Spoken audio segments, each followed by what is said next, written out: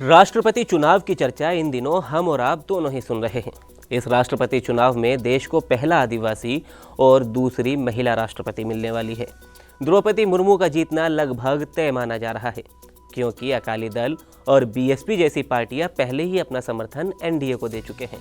साथ ही नवीन पटनायक ने भी उन्हें शुभकामनाएं दी थी। तो वहीं अब महाराष्ट्र में बीजेपी समर्थित सरकार बनने के बाद बीजेपी को इसका भी बड़ा फायदा मिलेगा। लेकिन क्या बात सिर्फ इतनी सी है? नहीं, बिल्कुल भी नहीं। आदिवासी उम्मीदवार खड़ा कर बीजेपी ने खुद को न सिर्फ राष्ट्रपति चुनाव में मजबूत किया है, बल्कि गुजरात चुनाव में भी बीजेपी को इसका बड़ा फायदा मिल सकता है। नहीं समझे? चलिए मैं आपको समझा देता हूँ, वो भी आंकड़ों के साथ। आपको बता दूं कि द्रौपदी मुर्मू के राष्ट्रपति बनने से एसटी आरक्षित सीटों पर बीजेपी को अपना परचम लहराने में काफी मदद मिल सकती है। बीजेपी को एसटी समुदाय का समर्थन न सिर्फ लोकसभा बल्कि विधानसभा चुनाव में भी मिल सकता है। अगर आंकड़ों पर नजर डालें तो देश में आदिवासी आबादी का लगभग 10.45 करोड़ से ज्यादा हिस्सा है। छत्तीसगढ़, झारखंड, ओडिशा, मध्य प्रदेश और गुजरात में सबसे ज्यादा आदिवासी आबादी है। साल 2022 के आखिर में गुजरात में इलेक्शन है, तो इस वीडियो में हम उसी पर नजर डालेंगे। सियासी गलियारों में चर्चा है कि बीजेपी राष्ट्रपति चुनाव के जरिए गुजरात विधानसभा चुनाव में अपनी साख बचाने की जुगत में है। चुनावी गणित के लिहाज से देखें तो गुजरात में भी आदिवासी वोट बैंक काफी मायने रखता है।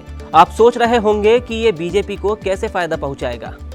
असल में गुजरात की कुल आबादी का 15% हिस्सा आदिवासियों का है। इस मैप को देखकर आपको अंदाजा हो गया होगा कि गुजरात के कौन कौन से इलाके एसटी डोमिनेटेड है। आगामी गुजरात विधानसभा सीटों में एसटी आरक्षित सीटों पर काबिज होने के लिए ये बीजेपी की रणनीति है, क्योंकि फिलहाल इन सीटों पर कांग्रेस का दबदबा है। माना जाता है कि 180 में से कम 27 सीटों पर ये आदिवासी समुदाय ही जीत हार तय करते हैं। साल 2017 के विधानसभा चुनाव में कांग्रेस को 56% आदिवासी वोट मिले थे, जबकि बीजेपी 33 पर ही सिमट कर रह गई थी। उससे पहले के आंकड़े भी अगर देखें तो साल 2002 के बाद से ही इन इलाकों में बीजेपी का सिमटना शुरू हो गया था। सिर्फ एसटी डोमिनेटेड इलाकों में ही नहीं, बल्कि 2002 के बाद से हर विधानसभा चुनाव में बीजेपी की सीटों में गिरावट देखने को मिली है, जिसका एक बड़ा कारण एसटी डोमिनेटेड सीटों पर हार को भी बताया जाता है।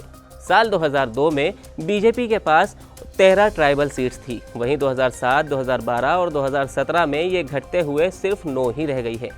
लिहाजा मोदी सरकार राष्ट्रपति पद के लिए आदिवासी उम्मीदवार को उतारकर अपने चुनावी गणित को साधने की कोशिश कर रही है। अब गुजरात में फिर से सरकार बनानी बीजेपी के लिए क्यों जरूरी है, ये शायद हमें आपको बताने की जरूरत नहीं है, क्योंकि पार्टी के शीर्ष नेता गुजरात से ही आते हैं और नरेंद्र मोदी के प्रधानमंत्री बनने में गुजरात मॉडल का अहम योगदान रहा है। इस जानकारी पर आपका क्या कहना है, हमें कमेंट सेक्शन में जरूर बताएं। वीडियो अच्छा लगा हो तो लाइक करें, शेयर करें और चैनल को सब्सक्राइब करना बिल्कुल भी ना भूलें।